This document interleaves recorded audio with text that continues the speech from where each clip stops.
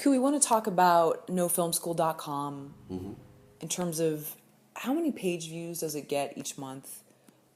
What were the page views starting out, and how did you get this tremendous growth that we've seen over the last Sure.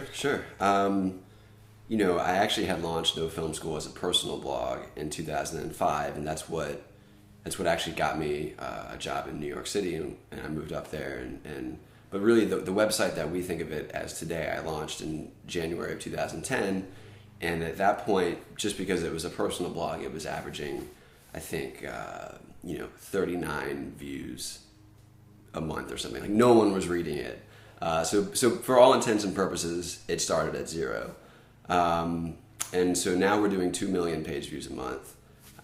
We've been growing fairly consistently since I launched it. And it's been great. I mean, when I launched the site, I had no idea whether anyone was going to read it. I only spent a week designing it because I didn't want to sort of front load all the work and then find out that, I built it, but no one came. So it's been great to sort of have the community there, and we're currently completely redesigning, and we'll be relaunching it soon, I hope. But yeah, so we're doing 2 million a month, and what was the other question? When you started out, I just want to go back to starting out that personal blog back in 2005. What was your desire behind it? I think that's great that you had a passion for it and you went for it. Probably never thinking that it would ever turn into this. So you just wanted something like in your spare time to kind of, you're passionate about cameras and filmmaking. From 2003 to 2005, I was a video producer in North Carolina, which is where I'm from. And I went and shot a documentary in the Amazon jungle in Ecuador. And I could only shoot it during my vacation that I had accrued. So I went for 2 weeks. And that was really the breaking point of realizing I can't be a filmmaker and have a full-time day job at the same time. And I knew that I didn't want to go to film school, thus purchasing the URL. And so me launching the personal blog was a way of putting myself out there, knowing that I was recently unemployed of my own volition, and that I was going to be trying to get myself to New York City, but I didn't know anyone in New York. So how can I reach across geographic boundaries? Well, the internet. That's the great thing about, the World Wide Web. So really it was just me talking about movies a lot. And I ended up interviewing with an indie film company in New York who didn't hire me and sort of fell off the face of the earth. But somebody else read what I was writing about these experiences, and I saw that his signature said senior producer at MTV. So, that contact initially was because of my website. And that's really when I, learned sort of about the power of the internet, and that's really what motivated me to keep doing what I've been doing. And unfortunately, they were hiring graphic designers at the time, and I wasn't a graphic designer, but that didn't stop me from saying that I was a graphic designer. So, I was able to lie my way into a job in New York based on creating a fake portfolio and putting on a suit and driving myself there and taking this interview, and then doing Photoshop training on the train every day to and from work. But that was kind of the impetus behind the power of the internet, and sort of knowing how it hit home personally was being able to get myself from an unemployed kid living in North Carolina with my parents to working as a senior designer at MTV in the middle of Times Square because of my website. When you first launched that blog, how many hours a day were you putting into it? I'm sure now it's probably every waking minute, but in terms of back then, what were you putting into it? Well, when I first launched it in 2010 as the current site, it was a full-time job essentially. Not a full-time job posting content, but I wasn't somebody who knew how to run a website.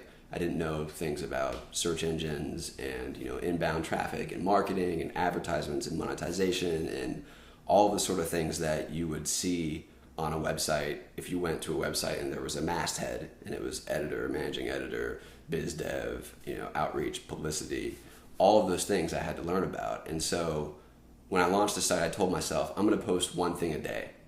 That way people will know that there's something new here every day, so they can come back, and it's not going to be something where I post one thing and there's nothing for 3 months.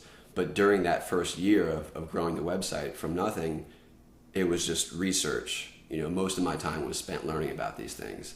And they're great things to know about now. But I essentially had to put my film career on hold for a year while I learned about all these other aspects of running a website. And then once I'd been running it for a year and we reached a certain traffic level, that's when I was able to sort of cut down on the research, just run the website, and work on my screenplay at the same time. What do you think has been the most important thing in getting that traffic, or is probably a combination of many things? Can you share some tips for other people that want to start their own site, whatever it is, if it's about food trucks or whatever it is, sewing? I think, with websites, there are so many websites out there that the challenge of launching a website is that someone comes and they read something at your site or they watch a video at your site and they never come back because there's just so many out there. So the challenge is, how do you keep people coming back to your site? And of course there are the usual approaches of just having better content, and trying to do a better job and making sure that your content is better written than other people's.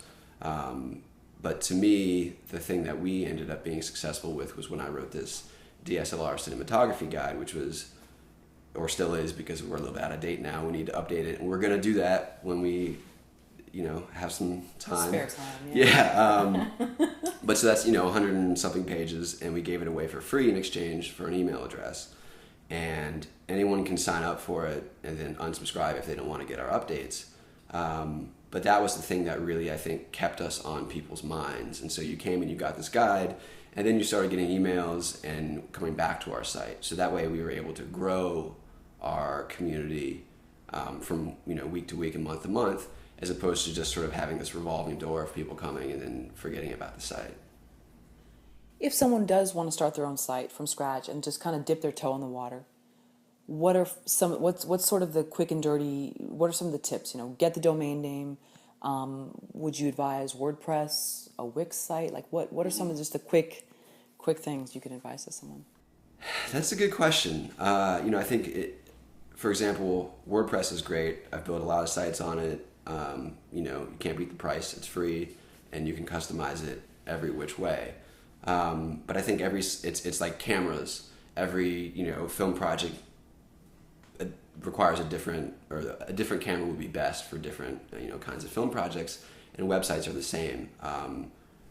We're actually going to be migrating off of WordPress for our next version, not because WordPress is bad, but just, what you're trying to do has a different tool. So something like Wix or, Behance does a lot of portfolio sites, and they're now part of Adobe's Creative Cloud. If you're using their software, you now have this portfolio website software included. Vimeo Pro is also something where you can sort of host your own business and host your video and all those sorts of things. So I think it depends on whether you're primarily trafficking in video or whether you're a news site, whether you're a community. A lot of people use like vBulletin for forums. It's just sort of knowing what you're doing right now and where you want to take it, and then thinking about which tools are going to get you there, I think.